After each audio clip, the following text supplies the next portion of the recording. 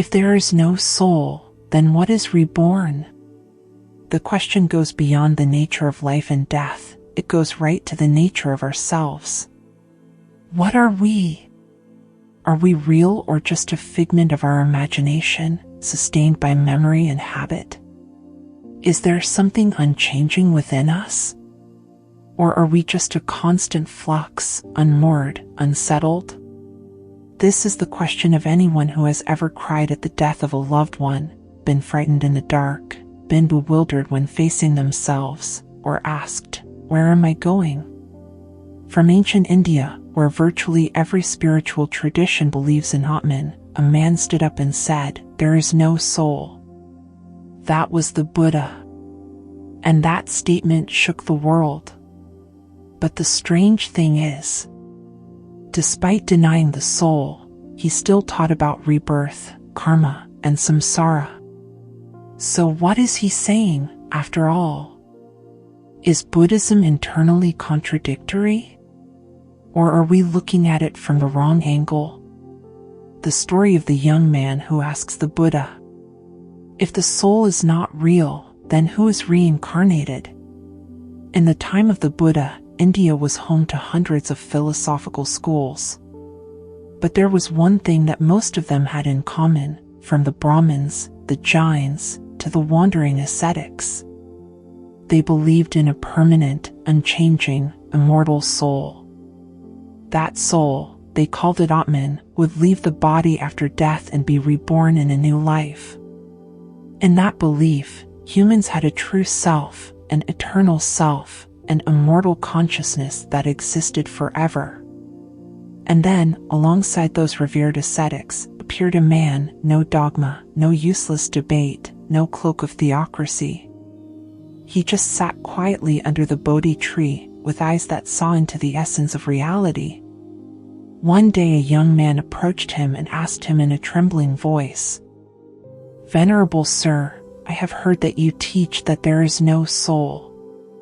If there is no soul, then who is reborn? What becomes a new person? What carries karma from one life to the next?" The Buddha is said to have not answered immediately. He looked at the young man, not just with his eyes, but with understanding. He saw in the question the fear of death, the fear of losing one's self, the fear that one would disappear. Then the Buddha said, "Young man, there is no soul. But there is continuity." The statement left the young man confused. He then gave examples. One example of a fire. Suppose you light a fire from one torch to another. The new fire is not the old fire. But it is not separate from the old fire. It is passed from one cause to another. The fire continues, but there is no fire soul. 2. Example of a seed. A seed is planted in the ground, and then it sprouts into a tree. The tree is not a seed, but it cannot exist without the seed. There is continuity, but there is no unchanging entity. 3. Example of a voice. You speak a word. The voice disappears in the air, but its influence can touch the hearts of others. The word is gone, but its energy continues. 4. The river simile. The river flows before you. Today's water is not yesterday's water, but you still call it the same river. There is no river soul, but there is a continuous continuity of dependent origination. The young man was enlightened. He realized that what he called I had never been a fixed entity, and therefore it did not need to move to the next life. Like a flame passing to another flame, there is no one who is reborn. There is only the flow of karma and consciousness. The Buddha concluded, there is rebirth, but there is no soul who is reborn. One arrow hits two targets. Explains rebirth. Eliminates the eternal ego. It is the only wisdom in human history that both breaks attachment and maintains the operating structure of the world. Decoding the biggest misconception, Buddhism does not deny rebirth. One of the most common misconceptions about Buddhism, lasting for thousands of years, is, if the Buddha taught anatta, then he must not have believed in rebirth. This is a shallow, hasty, and contradictory understanding. The truth is exactly the opposite. The Buddha never denied rebirth. He only denied an unchanging soul that reincarnates. In all the Nikayas, in countless sermons, the Buddha spoke of three things: kamma, volitional action; vipaka, result of kamma; rebirth, punabhava, rebirth. He asserted that when a person dies, the stream of consciousness continues according to the force of karma to be born into a new existence. So why do people misunderstand? 1. Because people are used to clinging to the ego. When we hear the word rebirth, we immediately think, there must be an ego, a soul, an ego, that goes from here to there. That is the natural reflex of the ego-clinging mind. But Buddhism goes in the opposite direction. There is rebirth, but no one is reborn. A proposition that makes the wise smile, and the ego-clinging person confused. 2. Because people do not understand the subtlety of no ego. No ego is not the denial of existence. No ego is the denial of a fixed, permanent, unchanging entity. The 5 aggregates, body, feeling, perception, mental formations, consciousness, operate continuously, with no part remaining still. So saying there is an unchanging soul goes against the entire nature of reality. The Buddha rejected the soul not because he denied life after death, but because he saw that clinging to a soul is the source of suffering. It feeds the mine, I will become mentality. That is the root of samsara. 3. Because most other traditions use the word rebirth in the ego sense.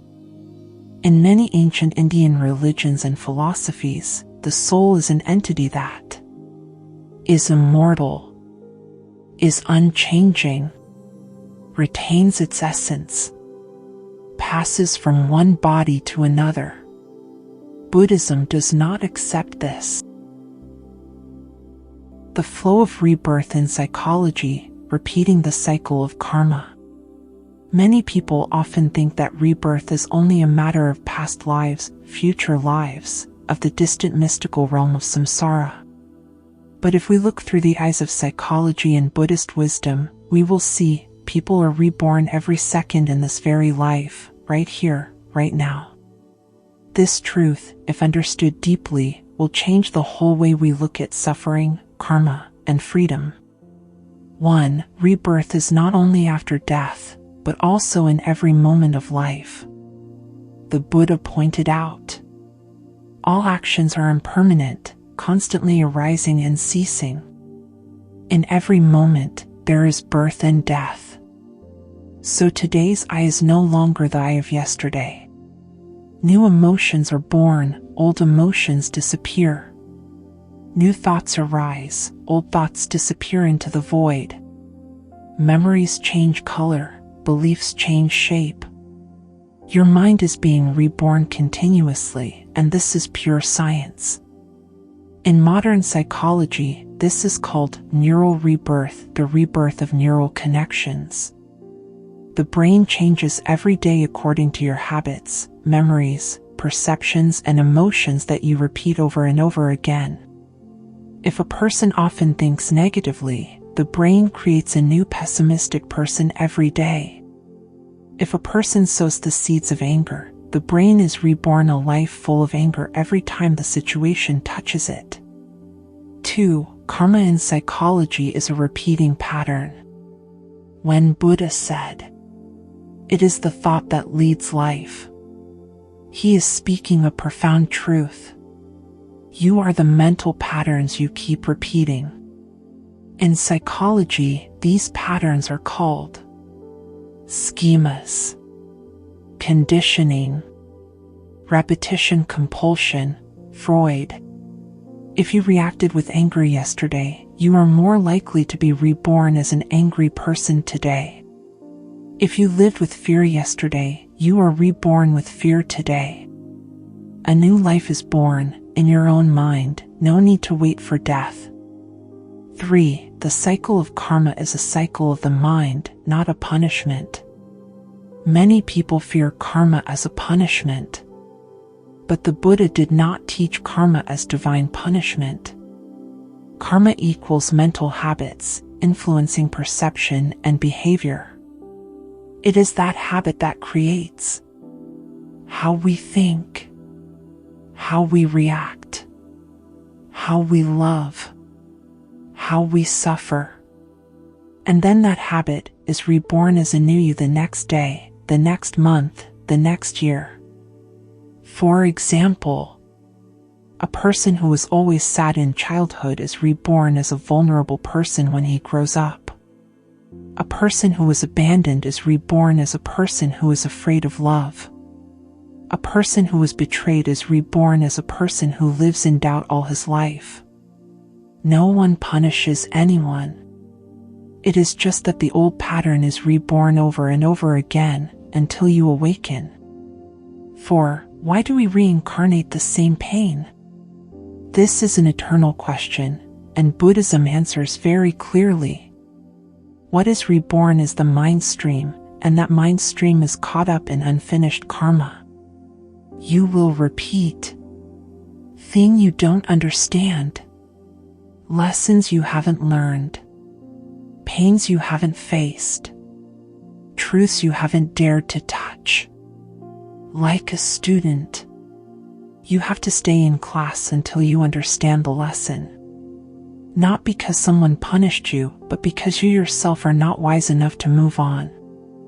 Therefore, people repeat. Same type of love. Same type of breakup. Same type of mistake. Same type of suffering. Not because of bad luck. Not because of fate. Not because of heaven and earth's decision. But because your mind is reborn in the same old pattern. 5. Rebirth in psychology equals rebirth in Buddhism, just different names. Psychology says, you are the result of your psychological past and neural pattern. Buddhism says, you are the result of karma and consciousness. Two names, same truth. When we die, the mind stream continues to be reborn into a new life. When we live, the mind stream is also reborn every moment in this very body. Both follow the law. Cause, condition, effect.